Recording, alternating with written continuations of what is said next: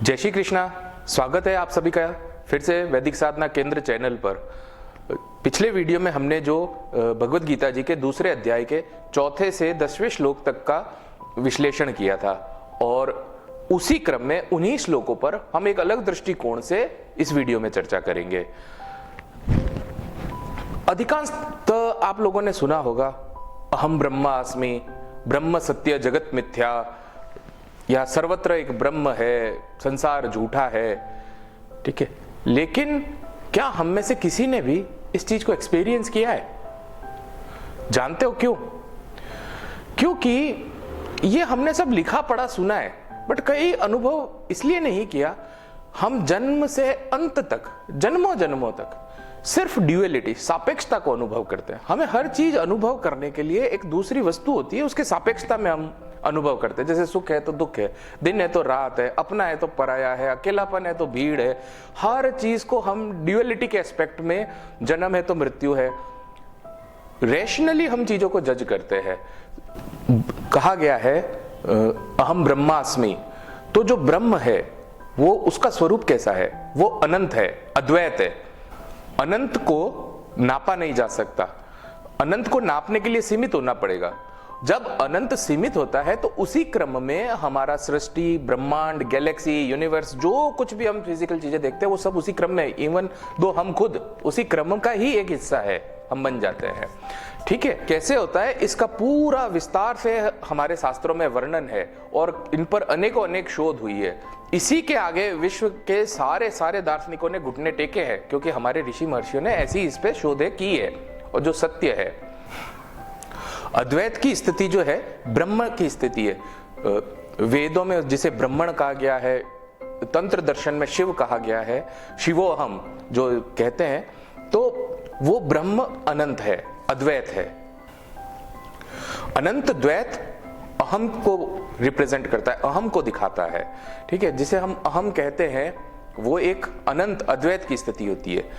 लेकिन जब सृष्टि क्रम बनता है, इसे और विस्तार से हम कभी और चर्चा करेंगे, अहम इदम कॉन्सेप्ट, मैं और यह, यहीं से हमारी सापेक्षता, देश काल निमित्त का निर्माण होता है। स्पेस टाइम कॉजेजन, इसका निर्माण होता है।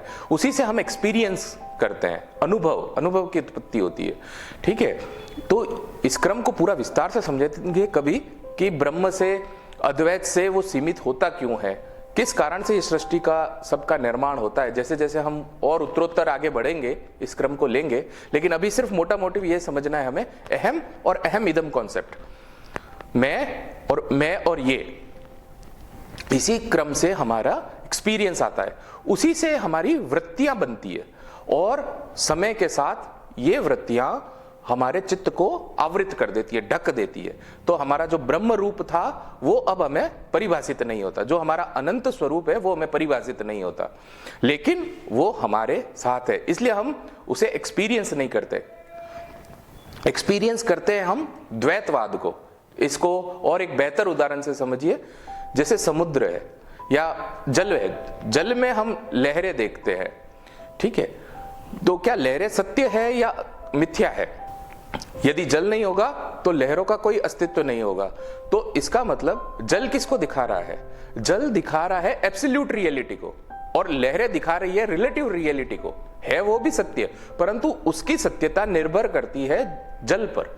तो इसी तरह से हमारे भीतर में जो ब्रह्म है, जिससे हम पूरा चराचर जगत, सृष्टि, ब्रह्मांड, गैलेक्सी, यूनिवर्स सब बने हैं, वो सत्य है।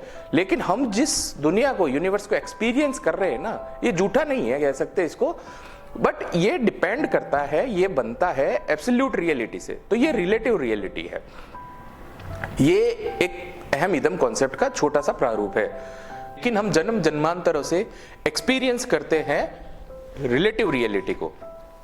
इस वजह से हम, अच्छा, रिलेटिव रियलिटी से होता क्या है, हमारी वृत्तियां जनरेट होती है, और खाली इस जन्म की नहीं, अनेक जन्मों की वृत्तियां हमारे चित्त पे स्टोर्ड रहती है। इस वजह से हम एब्सोल्यूट रियलिटी से खुद को तादात्म्य नहीं कर पाते हैं, और इन्हीं वृत्तियों की वजह से मेरा और तेरा भाव उत्पन्न होता है। और हम एक्सपीरियंस करेंगे अपने जीवन में अधिकांश पीड़ा, समस्या जो भी उत्पन्न होती है वो इस मेरा और तेरा भाव से उत्पन्न होती है। और कैसे हम इन वृत्तियों से पार पा पाए, कैसे स्थित प्रज्ञ बन पाए, कैसे हम ब्रह्मनिष्ठ बन पाए, ये तो अब हमें आगे के श्लोकों में श्री हरि अनंत ब्रह्म जो हैं वह स्वयं ही बताएंगे और हम मिलकर आगे के श्लोकों पर चर्चा करेंगे। और मेरा आप सबसे करबद्ध निवेदन यही रहेगा कि जितना भी हो भगवत गीता जी का अध्ययन, मनन, चिंतन, निधिध्यास और अपने दैनिक जीवन में उसे उतारे। अदरवाइज वो केवल इंफॉर्मेशन है, जो हम जानते हैं वो सिर्फ हमारे पास एक सूचना मात्र होती है। कई लोग बैठे जो भगवत गीता उन्हें कंठस्थ है, अनेकों अनेक वेद शास्त्र कंठस्थ है, यदि वो आपने अपने जीवन में नहीं उतारे हैं तो वो केवल सूचना मात्र है। भाई पुस्तक में, ग्रंथों में तो लिखे ही है ना, आप जब उसे अपने जीवन में उतारते हैं तब वह ज्ञान है, अन्यथा वह सूचना मात्र है। तो हम सब मिलकर, मैं भी, आप भी, यह प्रयास करेंगे कि अधिक से अधिक भगवत गीता जी को अपने जीवन में आचरण में ला पाए। यदि आपको हमारा प्रयास अच्छा लगा हो तो लाइक, कमेंट, शेयर अवश्य करें। अगले वीडियो में आपसे फिर भेंट होगी, तब तक के लिए आज्ञा दीजिए। धन्यवाद। जय श्री कृष्णा।